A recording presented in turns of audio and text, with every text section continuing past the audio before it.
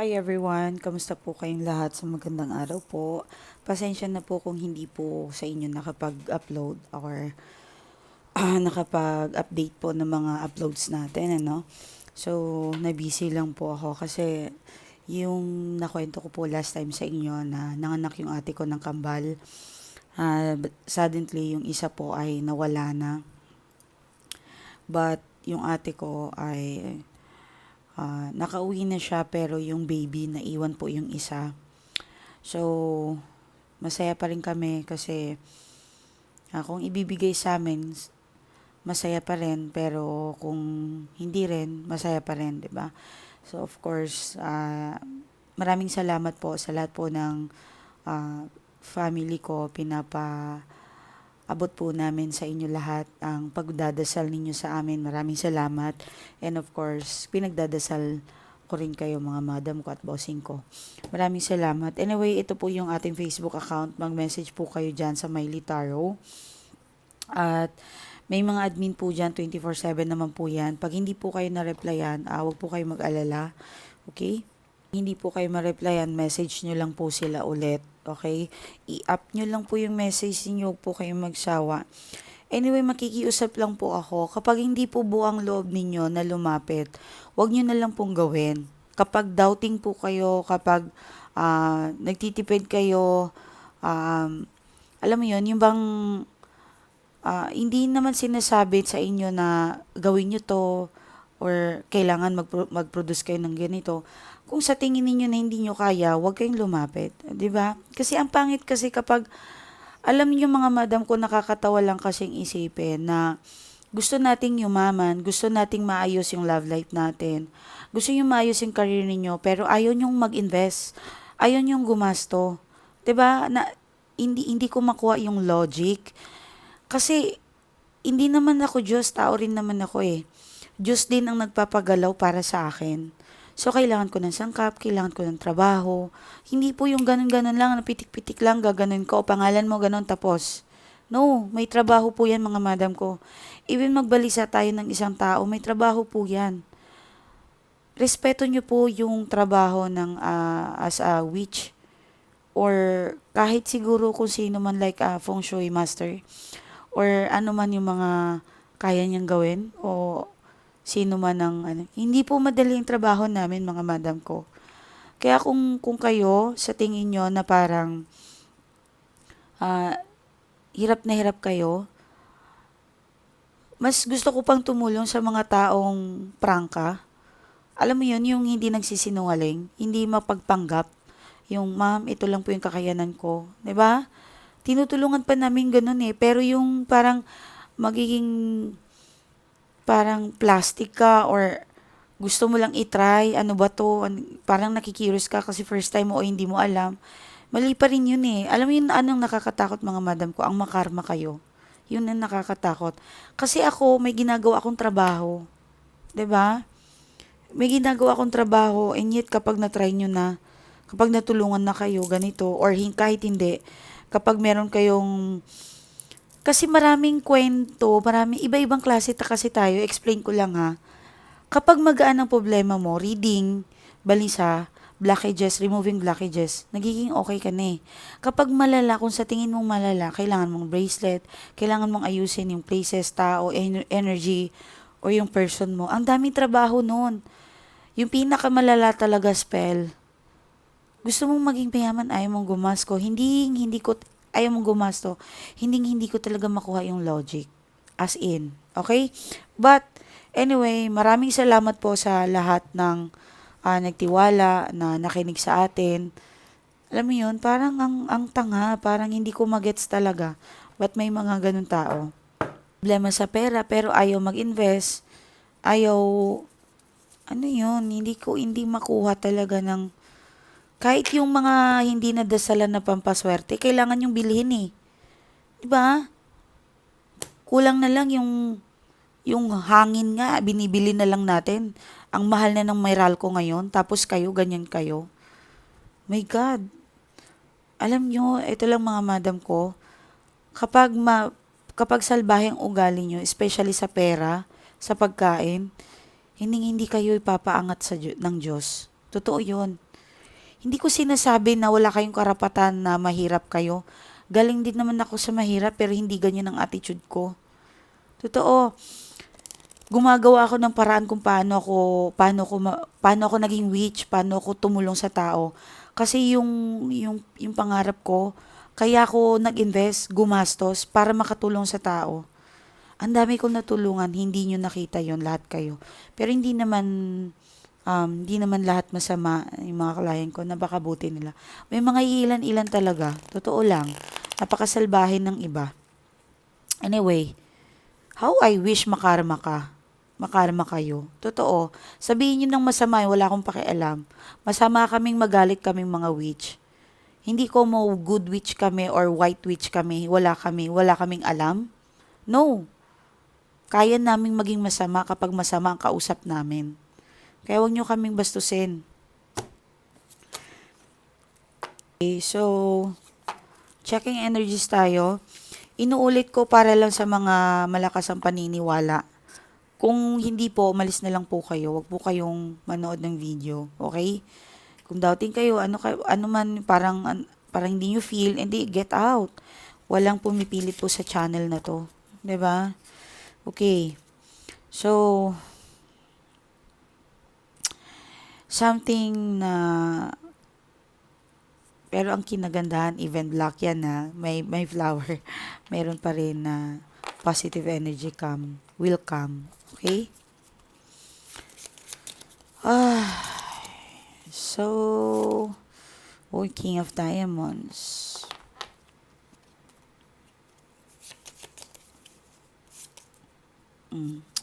Magiging may taong sorry or something, baka may makaaway kayo.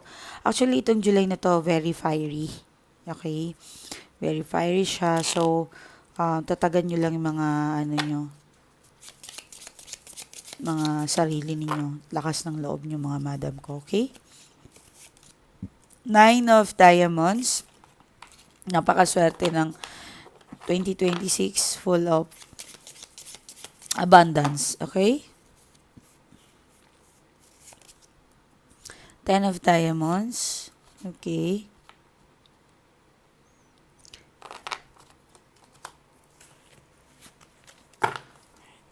Yung isa ko nakausap, parang ang weird, parang, di ba?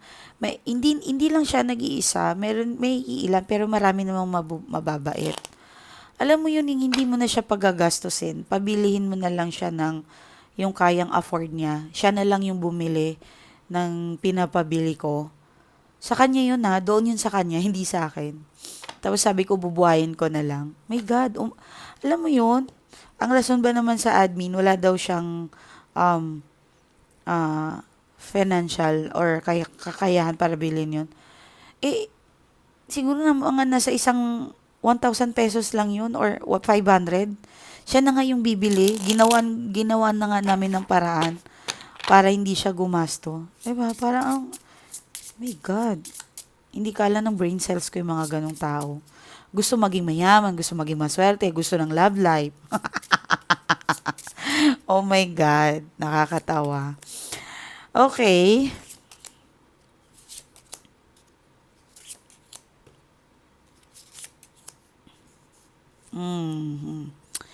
Iwasan ang pagiging, like I said, talagang hindi magandang komunikasyon ngayon. Baka may something tao.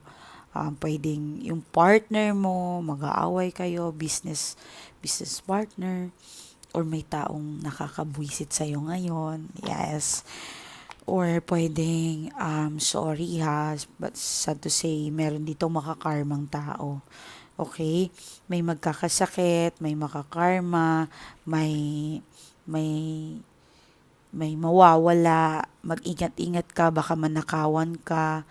Okay, may something talaga na parang hindi mo expected to. Pero ang kinagandahan dito ay hindi ko alam kung may mag-sabotage sa'yo, magsabotahe sa'yo, pwedeng sa trabaho, sa sa promotions mo, hinaharangan, something ganon. pero may something new beginning para sa'yo. May nagagalit dito, maaaring magkasagutan kayo when it comes sa money. Pera ang problema. Okay? Yes, pwedeng business partner mo yan, pwedeng partner mo, nagkaroon kayo ng kita, hindi ka nahatian, hindi nabigay sa'yo, niloko ka niya, 'di ba? Okay, but alam mo, may ibibigay sa yung Panginoon. Bibigyan ka niya ng, may nawala man sa'yo, barya lang yan. Mas maganda yung coming mo. New promotions, magugustuhan mo to, trabaho, bagong panimula, pwedeng lilipat ka sa isang places, sa isang trabaho, pwedeng mag-business ka, okay? Pero yung pagkatapos sa mga magbi-business, mga nag-iisip ng mag-business, tsaka na lang, after ng ghost month nyo gawin yan, mga madam ko. Okay?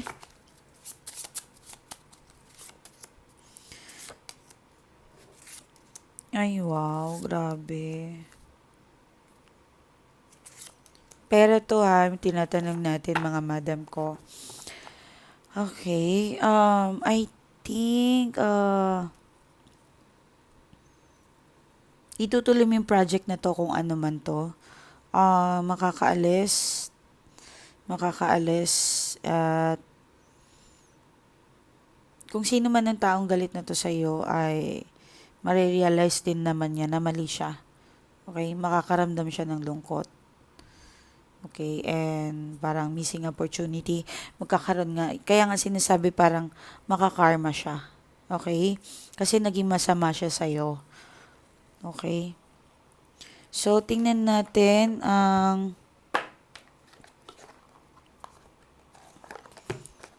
financial muna tayo mga madam ko. Gusto ko makita ninyo muna yung mga financial ninyo.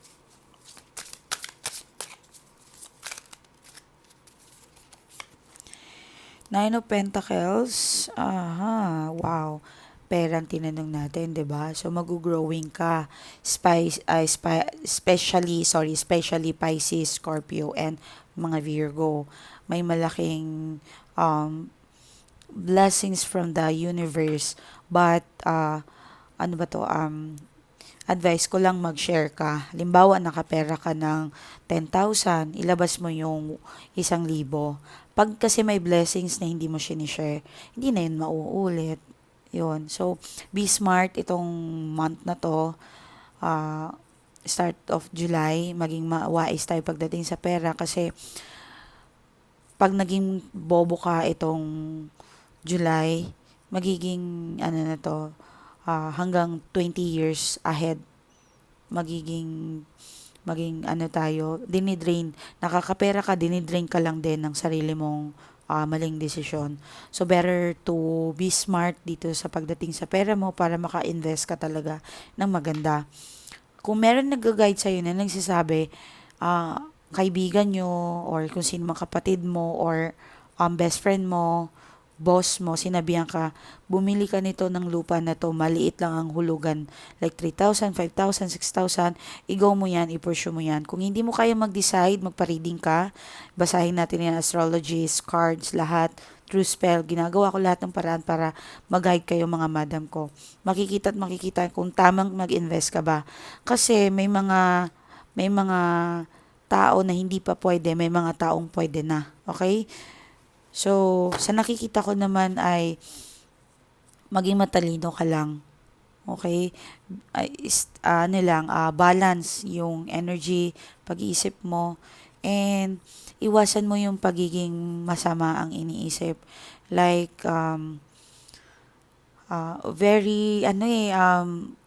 may second thoughts ka lagi. Makakaramdam ka ng second thoughts, pagdadalawang isip. Iwasan niyo yung fatigue, pagkabuisitan, yung parang high blood, or ano ba to, nahinis kayo, yon. Itong July na to is full of water.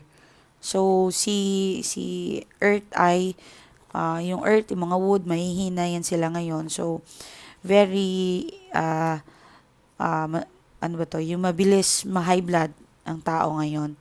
Mabilis mag-isip ng masama. So, iwasan nyo to mga madam ko. Okay?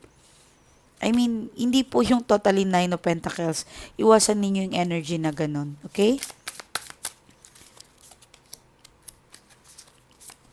So, So, second of half ng July, magkakaroon ka ng like mapapagod yung sarili mo eh. Isip ka ng isip, solving problem ka lagi. That's why money, no, it's not money magnet. Magnet ka ng problema. Okay? Always ka nagsosolve ng problem, always ka nagbibigay ng ganito, siguro pinanganak ka na maliit ka pa, nagsosolve ka na, may mga nagpaaral ng kapatid, may mga nagbuhay ng mga asawa, nagbabayad ng bills, yun yung katayuan mo kaya ka Nine of Pentacles, okay? So, that's why, itong age mo na to, dapat may nakaalalay sa'yo. 3 swords yan eh. So, ibig sabihin, ito yung childhood mo. Ito yung middle or age mo. So, maaring dito, pwedeng family nag-betrayal sa'yo. So, ito, hindi dapat ito na kailangan mong, huwag na gawing 4 yan. Kasi kung 4 yan, talagang, ihina-tihina ka na, 'di ba? So wag mong hayaan 'yan na masaktan ka lalo. Kung may isang tao, nanay mo, tatay mo, kapatid mo, best friend mo, or kung sino man, nag-aalalay talaga sa iyo, go mo. 'Yan ang mga tamang tao.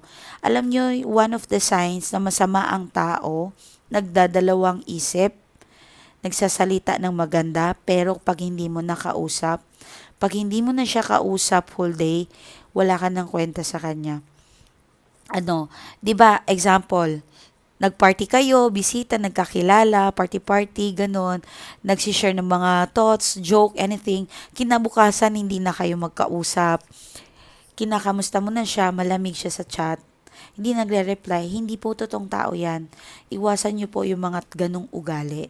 Mag-reply kayo, kayo, be friendly, kasi mag-prosperity po kayo in a 20 years. Maniwala po kayo. Pag itong July na to, tinitingnan po yung mga ugali ninyo. Pag salbahe po kayo, talagang 20 years maghihirap po kayo. Totoo po yung sinasabi ko, kung hindi po kayo naniniwala, umalis po kayo dito sa channel ko. Ganun lang po yun. 1+1, basic po yan mga madam ko. Huwag niyo pong pahirapan ng sarili ninyo. Ang tinuturo ko po dito ay makaalalay po sa inyo. Ngayon kung ayaw niyong turuan, umalis po kayo dito sa channel ko mga madam ko. Okay? Tanggalin niyo po ang kasamaan, ang burdens, ang pag meron po kayong ginawang kasamaan, halimbawa, ito nangako kayo sa isang tao, like, sige, gagawin ko yan, bigyan kita bag, okay, something. Tapos, hindi mo tinutuo, masama po yun. Huwag nyo nang antayin yun. Kung meron kayo na pangakuhan, kahit magpaliwanag ka, then do your best. Magawa mo kung ano man pinangako mo. Okay? Kahit, ma'am, hindi po ako masamang tao, pero nakapagsalita po ako ng ganito at pangako. Katulad ng sinasabi mo, kailangan mong mag-explain doon sa tao na yun. Kailangan mong mahingi ang kapatawaran niya. Okay? Totoo po kasi, ang dila natin, malakas po yan talaga. Okay? Especially itong July na to, binabantayan ng mga attitude natin. At kaya nga po, kapag malakas tayo magdasal para sa ibang tao, pakikinggan yan ng Panginoon. And syempre, kasama ka na doon. Bibigyan ka niya ng rewards. Okay? So, doubting, hindi pwede yung may bumubulong sa inyo, nag-overthink ka, tanggalin mo yan. Okay? Tanggalin mo na yan. Sa ngayon pa lang. Para makamit mo si 3 of Cups. Tagumpay, kaligayahan, at lahat na minimiti ninyo, magtatagumpay kayo mga madam ko. Okay, good luck sa'yo, makukuha mo. Halos kung promotion to, makukuha mo pa 3 level eh. Okay? Ang pangit lang kung hindi binibigay sa'yo, masama kasi ang attitude mo. Kaya, mabait akong tao, may kulang pa rin. Siguro nakikita mo mabuti kang tao, pero may kulang pa rin. Okay? Be smart talaga lagi mga madam ko. Good luck sa inyo. Okay? Yan yung parang energy nyo para sa money. Okay. Tingnan natin kung ano yung energy mo sa person. Gustong lumabas eh. Okay. The High Priestess, Temperance. Ingat lang sa mga ayaw magbuntis. Baka magbubuntis ka. Kasi panay ang bembangan ninyo. Oh my God. Okay? Very intimate, very fiery, very, um, ito, wow.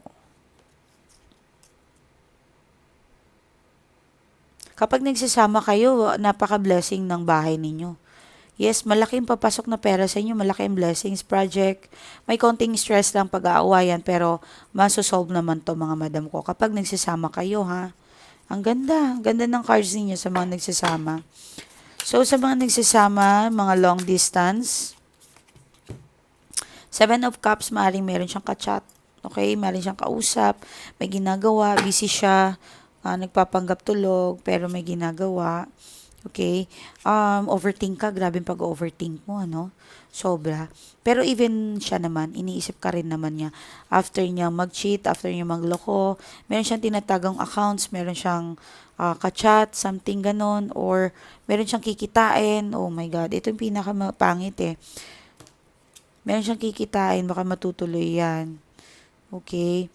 Ano ngayon eh, mapusok, merong tukso. Malakas po yung mga tukso ngayon. Six of Pentacles. So, yun. So, baka po mag-cause ito ng hiwalayan. Yes, sa mga nagsasama na nagloloko. Okay? Pero long distance. Hindi yung mga nagsasama prospero. Oh my God, prosperity, abundance, and stability ang mangyayari sa inyo mga madam ko. Sa mga may partner pero long distance, mukhang meron hindi ka alam, meron siyang makakausap, nagkikita, mag-sex, meron siyang account na hindi mo alam. Okay, very, very bad communications sa mga long distance relationship. Okay, sa mga gusto nyong alamin kung anong energy ng person niyo, magpa-reading po kayo, magpabook po kayo ng reading. At meron po tayong balisa dyan na makakatulong po sa inyo. Nakakausap natin ang inyong person. So, sa mga malala, yung nga, kagaya ng sinabi ko, hindi po ako Diyos, tao rin po ako. Meron po yung gagawin para mag-effect po sa kanya. So, sa mga hiwalay naman po,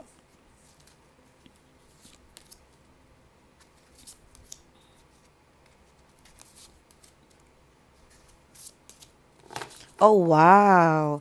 Excited to, itong July na to, maaaring hindi ko alam kung anniversary nyo ba, mansari ninyo.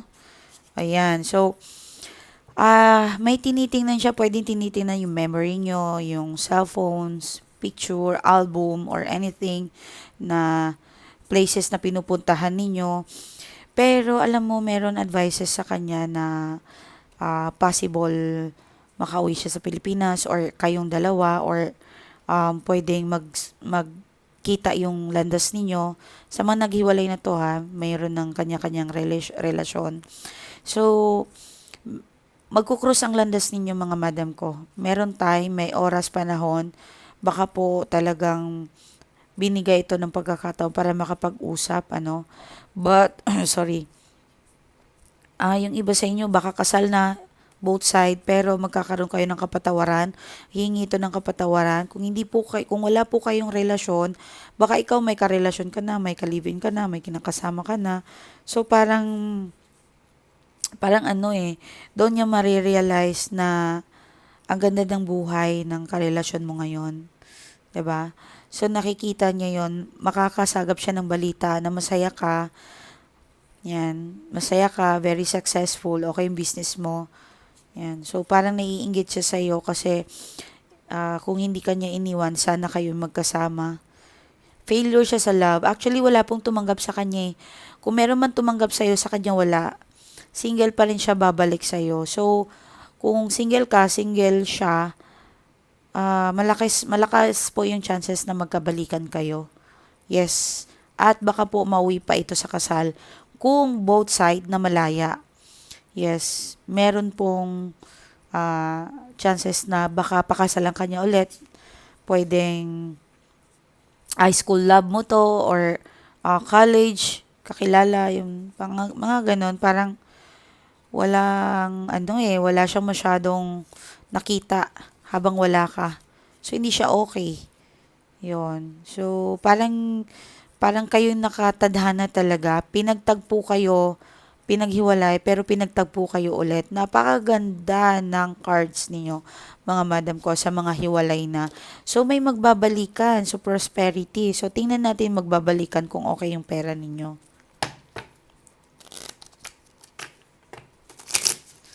Sa mga magbabalikan, ano. Sa mga single naman po, meron pong mag-propose sa inyo. Makikilala mo na itong tao na to. Okay? Makikilala mo na. I think may pagka long distance pero baka po siya yung dahilan na uh, siya yung parang way para matutupad mo yung pangarap mo. Okay? Mahirapan lang kayo sa pagbubuntis. Sa mga hindi po naman mahirapan sa pagbubuntis, unexpected na buntis, like hindi kayo ready, biglaan, baka po pwedeng kinasal ka dahil buntis ka, or basta unexpected child to. Okay? Pero prosperity, maganda naman. Tingnan muna natin kung prosperity talaga.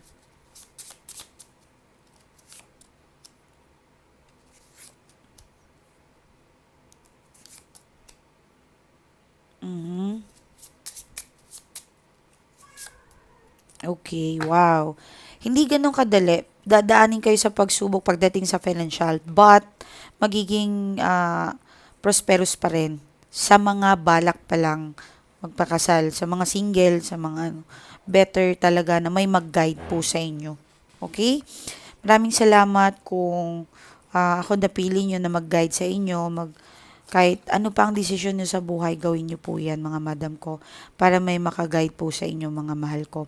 So, good luck sa mga ikakasal, okay, sa mga magbabalikan, sa mga may chances, okay? Good luck sa inyo, mga madam ko. May bisita ako nakikita, mukhang good news to. May nakita din ako mga lilipat bahay, bagong bahay, nagpagawa ng bahay. Wow! May nakita din ako rainbow ngayon. Ang ganda. Yes, may rainbow tayo nakita. So, good luck sa inyo. Basahin ko lang yung mga nagpapasalamat. Tingnan muna natin. Okay. Alam nyo na yung Facebook ko. Okay. Ito lang po yung Facebook account natin. Mukhang nagka-problema yung second backup account ko. Pero, yan si Miley Taro. Message lang po kayo. Meron tayo dyan. Bang tawag dyan? Sorry. Teka lang, hanapin ko muna yung nag-message sa atin. Okay. So, eto. Ma'am, bata pa lang ako, sobrang hirap na ng karanasan ko. Nung una-una kitang pinanood, ma'am, nasa abroad po ako.